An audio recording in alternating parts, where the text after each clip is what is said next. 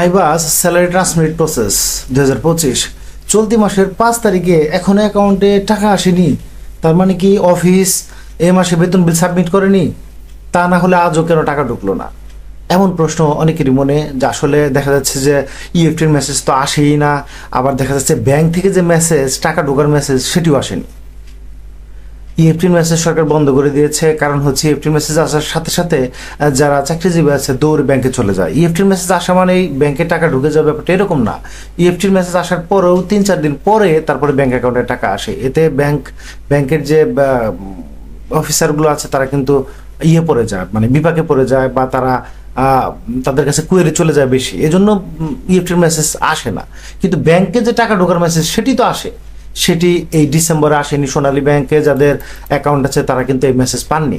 তো এই মেসেজ পাননি কেন? এই মেসেজ না পাওয়ার কারণ হচ্ছে সার্ভারের জটিলতার কারণে হয়, অথবা দেখা যাচ্ছে যে অনেক মেসেজ একাত্রে বা একই সময়ে ট্রান্সমিট করার ফলে দেখা যাচ্ছে যে টেলিটকের যে সার্ভার, তারপরে হচ্ছে ব্যাংকের যে সার্ভার, সেখানে জ্যাম তৈরি হয়।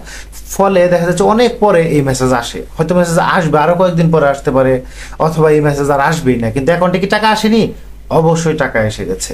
সেটি কিন্তু আপনি খুব সহজেই চেক করতে পারেন, এবং আপনার আইবাস থেকেও চেক করতে পারেন যে আপনার যে স্যালারি ইএফটি সেটি রিটার্ন চলে গেছে, নাকি এখনো অ্যাকাউন্টস অফিস অ্যাপ্রুভই করেনি, নাকি আপনার ট্রান্সমিট হয়েছে। সেগুলো কিন্তু খুব সহজেই ডিডিওআইডি থেকেও দেখা যায়। তাদের নিজ অথবা যেসব কর্মকর্তা গেজেটেড তাদের নিজ আইবাস আইডিতে ঢুকলেই তার স্ট্যাটাসে কিন্তু দেখতে পারবে তাদের ইএফটিটি ট্রান্সমিট হয়েছে কিনা। ট্রান্সমিট হয়েছে মানে অ্যাকাউন্টস অফিসের কাজ শেষ, এখন ব্যাংক কাজ করবে। তার মানে ব্যাংকও কাজ করে ফেলছে, কিন্তু অ্যাকাউন্টের টাকাটা আসে নাই। এটাই হচ্ছে মূল ব্যাপার, যে অ্যাকাউন্টের টাকা আসলো না কেন। তাহলে এখন কিভাবে আপনি চেক করবেন যে আপনার ব্যাংক অ্যাকাউন্টে টাকা এসেছে কিনা?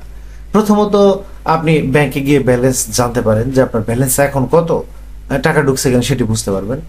এটিএম কার্ড নিয়ে নিকটস্থ যে এটিএম বুথ আছে সেখানে গিয়ে আপনি কিন্তু ব্যালেন্স চেক করতে পারেন।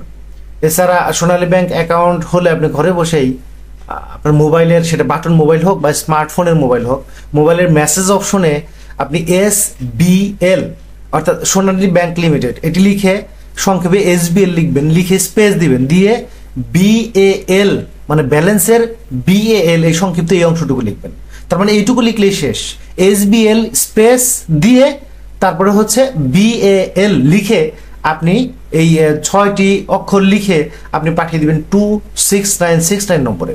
তো মেসেজটা যখন আপনি পাঠাবেন, ফিরতে এসএমএসে আপনাকে জানানো হবে আপনার ব্যাংকে কত টাকা ব্যালেন্স আছে। তবে এই সার্ভিসটি অনেকের চালু না থাকলে এটি নাও আসতে পারে। আবার ব্যাংক অ্যাকাউন্ট, আপনার যে মোবাইল অ্যাকাউন্ট, মোবাইলে অর্থাৎ মোবাইলে সিমে যদি টাকা না থাকে তাহলে তো মেসেজে যাবে না, অর্থাৎ 2 টাকা 30 পয়সার জন্য চার্জ কাটবে। মোবাইলের মেসেজ অপশনে যে আপনি মেসেজ পাঠাবেন সেজন্য সেটি মোবাইল অপারেটর চার্জ করবে। তো এই ব্যালেন্স যদি না থাকে আপনার, অর্থাৎ মোবাইলে টাকা না থাকে, তাহলে কিন্তু এই মেসেজ যাবে না, সুতরাং আপনি চেক করতে পারবেন না। তাহলে উপায় কি? তাহলে উপায় হচ্ছে ivr.sonalibank.com.bd এই ওয়েবসাইটে গিয়ে আপনি কিন্তু আপনার মোবাইল নম্বর দিবেন। মোবাইল নম্বর দিয়ে নেক্সট বাটনে ক্লিক করলে আপনার মোবাইলে একটি ওটিপি যাবে। ওটিপি দেওয়ার পরে আপনি কিন্তু যে অনলাইন সার্ভিস সোনালী ব্যাংকের, সেখানে ঢুকে যাবেন। উপরে বাম পাশেই লেখা আছে ব্যালেন্স। ব্যালেন্স চেকে ক্লিক করলেই আপনাকে ব্যালেন্স দেখাবে যে আপনার ব্যাংকে কত টাকা ব্যালেন্স আছে। তো এটি একটি এই 3টি প্রসেস, 4টি প্রসেসের মাধ্যমে আপনি খুব সহজেই জেনে নিতে পারেন আপনার বেতন হয়েছে কিনা বা বেতন ব্যাংক হিসেবে ঢুকেছে কিনা। তারপরে যদি কোনো ঝামেলায় পড়েন বা চেক করতে না পারেন, তাহলে ভিডিও কমেন্ট সেকশনে কমেন্ট করুন, আমি সাহায্য করার চেষ্টা করব। ধন্যবাদ।